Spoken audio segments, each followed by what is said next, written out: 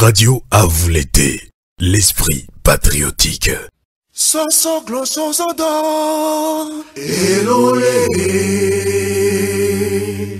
Le discours générationnel du candidat Emmanuel Macron, c'est plus de position sur la France-Afrique et la colonisation avant et après son élection en 2017. La création du Conseil présidentiel pour l'Afrique, etc.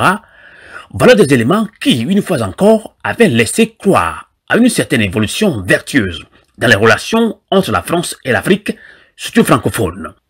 La jeunesse du président Emmanuel Macron et son apparente distance d'avec les réseaux incestueux et vicieux france-africains, quasi séculaires, plaident pour cette nouvelle donne.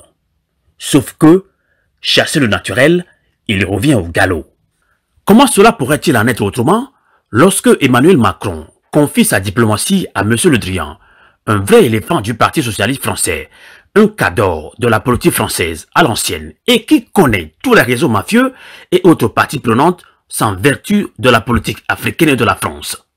Le troisième mandat d'Alassane Ouattara en Côte d'Ivoire, la réélection entre-temps d'Ibeka au Mali, le quatrième mandat du jeune doyen togolais Farouk et Somzina Gnassingbé, la conversion du francophile ghanéen Nana Akufo-Addo au centre d'influence français, la consécration de la présidence à vie d'Idriss Déby au Tchad, la quiétude de Denis Sassou Nguesso au Congo-Brazza, la tranquillité du règne morbide d'Ali Bongo au Gabon.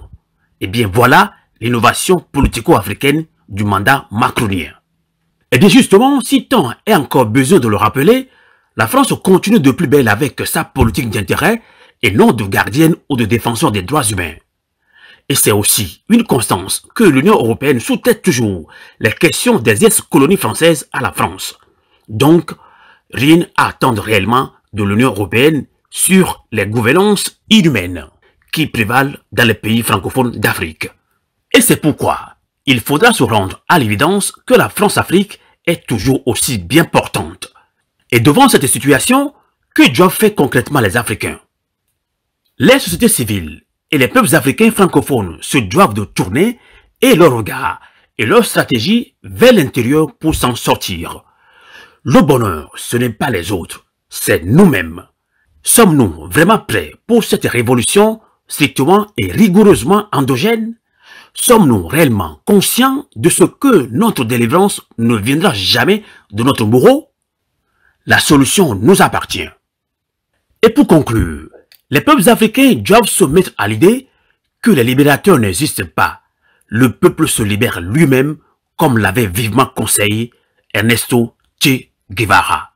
Nous nous rappelons encore cette citation de feu Thomas Sankara, le Burkinabé, qui disait « L'esclave qui n'est pas capable d'assumer sa révolte ne mérite pas que l'on s'apitoie sur son sort. Cet esclave répondra seul de son malheur s'il se fait des illusions sur la condescendance d'un maître suspect qui prétend l'affranchir. Seule la lutte libère. » La voix du peuple. Radio à vous l'été. La voix de la résistance du peuple.